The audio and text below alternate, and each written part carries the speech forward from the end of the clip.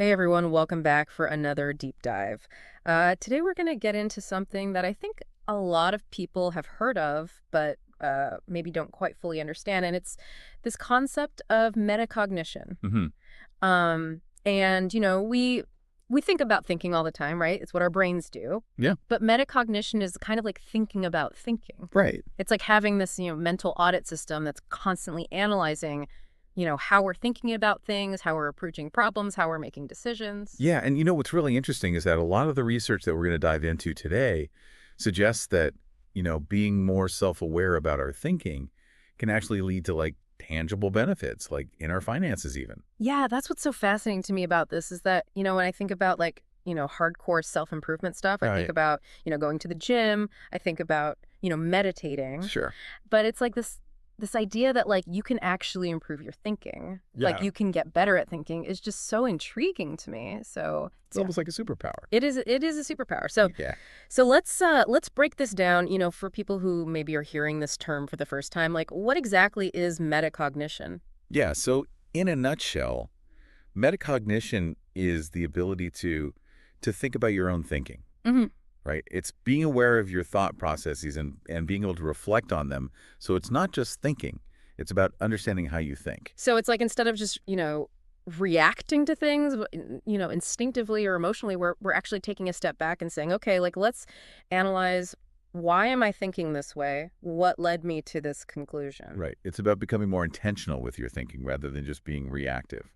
I love that intentional versus reactive because I think that so many of us, we kind of operate on autopilot. Absolutely. Yeah, we're Yeah. just going through the motions, reacting to things as they come at us. Yeah, and I think that, that can lead to a lot of, you know, mistakes and poor Yeah. decisions.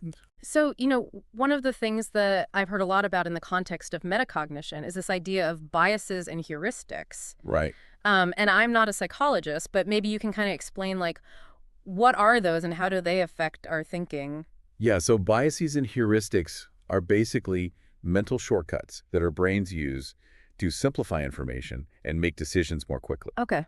So they're actually really helpful in a lot of ways. Hmm. They help us avoid being overwhelmed by all the information that's constantly bombarding us. But the problem is that these shortcuts can sometimes lead to flawed thinking because they're not always accurate. Okay, so give me an example. Like, how does this actually play out in real life? Sure. So one of the most common biases is confirmation bias. Right. Have you ever heard that one? Yeah, confirmation bias is like when we tend to favor information that already confirms our existing beliefs. Exactly.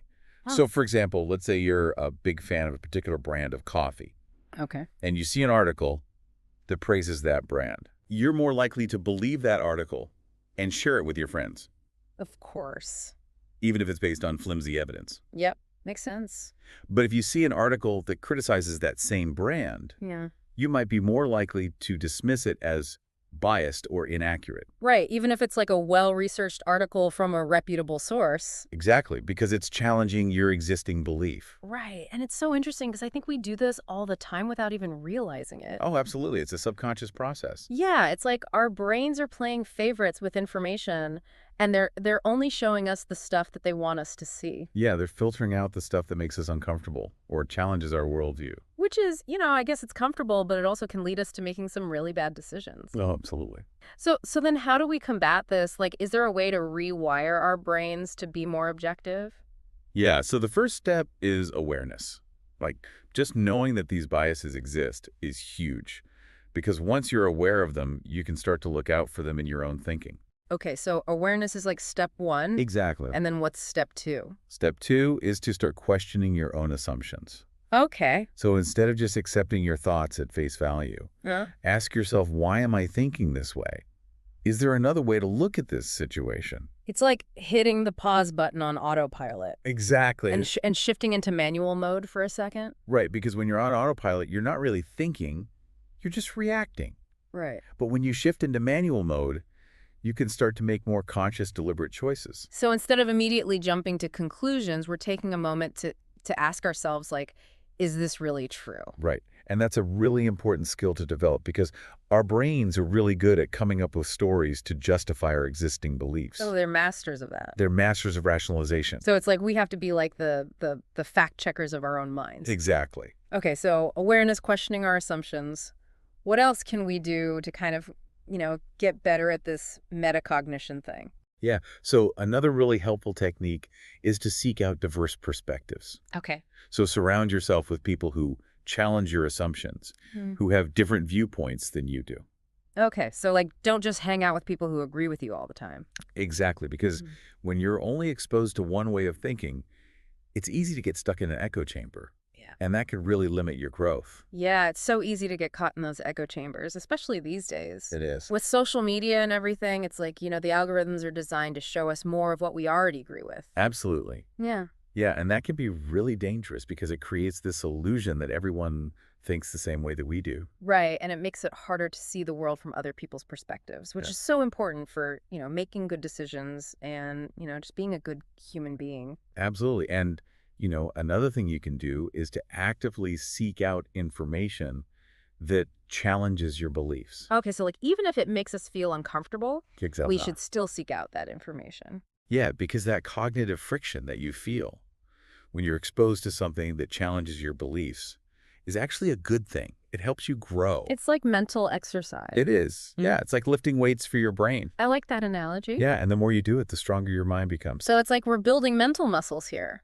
Exactly. Yeah, I love it. Yeah. So the key is to be open-minded, to be curious, and to be willing to learn and grow. Okay, this has been so insightful already. I feel like we've just scratched the surface of metacognition here. We have. But I'm so excited to keep diving deeper into this, so stay tuned. We'll be right back after the break.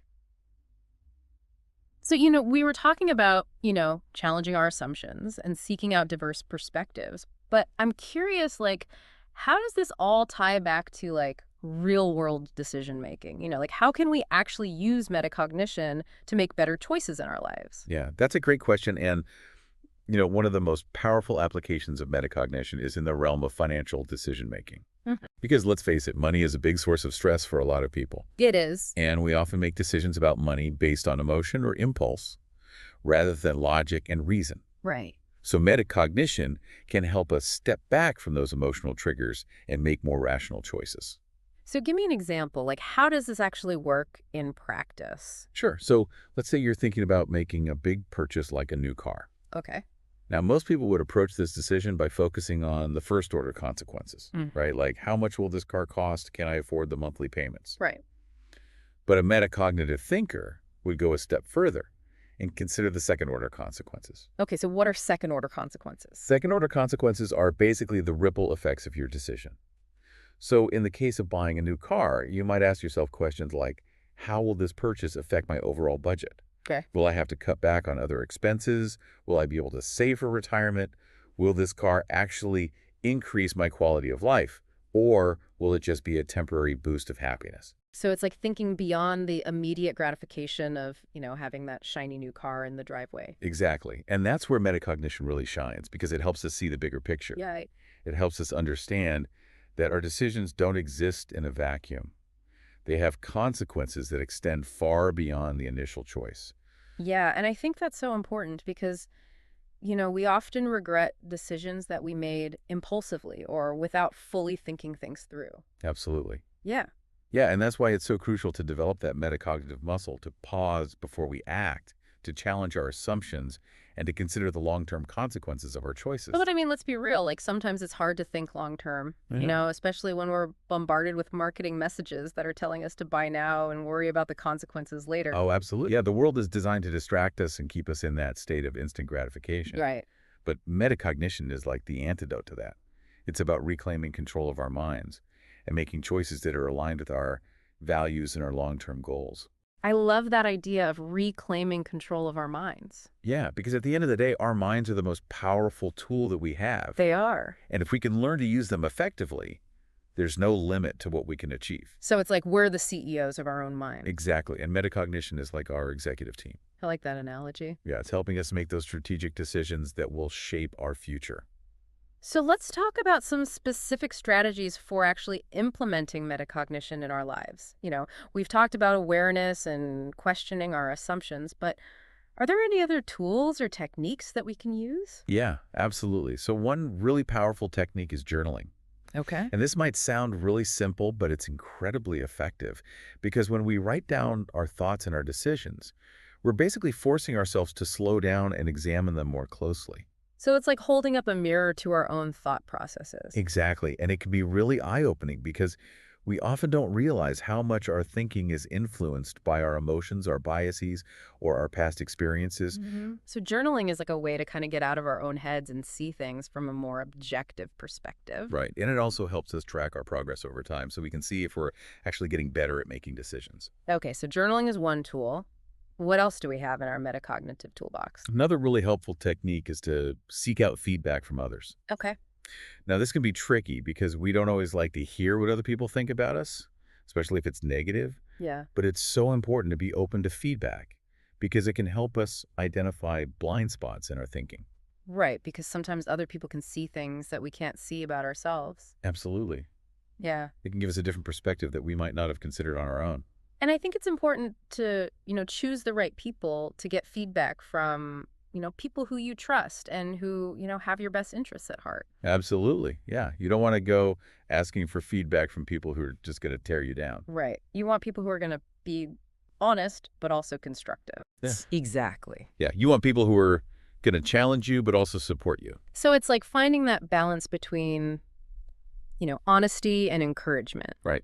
Okay, this is all making so much sense to me. And I'm really starting to see how metacognition can be applied to so many different areas of life. It's not just about making better financial decisions. It's about becoming more self-aware, more intentional, and ultimately more in control of our own lives. Exactly. And that's what makes it so powerful. It's not just a set of tools or techniques. It's a way of life. So metacognition is like the ultimate life hack. It is. It's the key to unlocking our full potential. I love it. All right, well, we've covered a lot of ground here today, but I'm curious to hear, your thoughts on one final question. We've talked about how metacognition can help us make better decisions and achieve our goals, but how can it also help us find greater fulfillment and meaning in our lives? Yeah, that's a really good question. We've been talking about, the practical benefits of metacognition, like making better decisions and achieving our goals. But I think there's also this deeper level to it, like can metacognition actually help us live more meaningful lives? Yeah, absolutely.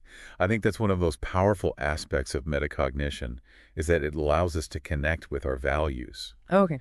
And, when we live in alignment with our values, we naturally feel more fulfilled, more purposeful.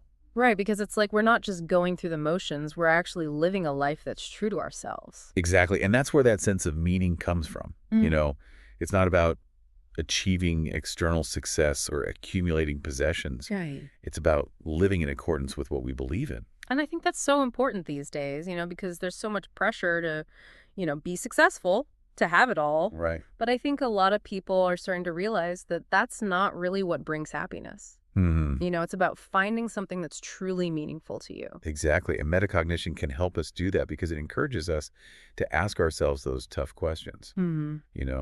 Like, what do I really care about? What gives my life purpose? It's like taking inventory of our own souls. It is. It's about getting to know ourselves on a deeper level. And I think that can be a really scary process for some people, because it forces us to confront our own beliefs and our own assumptions. Yeah, it can be uncomfortable. But it's also incredibly liberating. It is, because once we know what we stand for, we could start making choices that are aligned with those values. So it's like metacognition gives us this inner compass that helps us navigate through life. Right. And it's not always going to be easy. There are going to be times when we make decisions that don't align with our values. Of course. But that's okay. The important thing is to learn from those experiences and to keep moving forward. So it's like a constant process of, self-reflection and course correction. Exactly. Yeah. It's about being mindful of our thoughts, our actions, and our impact on the world around us. Well, this has been such an amazing deep dive. I feel like we've covered so much ground. We've talked about the practical benefits of metacognition, how it can help us make better decisions, achieve our goals. But also how it can help us live more meaningful lives, connect with our values and find our purpose. Absolutely. So as we wrap up here, is there any one final takeaway you'd like to leave our listeners with? Yeah, I would just say, metacognition is a skill that anyone can develop. Okay. It takes practice, it takes effort, but it's so worth it. Because ultimately it's about taking control of our own minds. Exactly. And creating the lives that we want to live. Exactly. And that's a pretty amazing power to have. It is. It is. All right. Well, thank you so much for sharing your wisdom with us today. This has been truly enlightening. And to our listeners out there, we encourage you to keep exploring the power of metacognition and see what incredible changes you can create in your own lives. Until next time, keep diving deeper.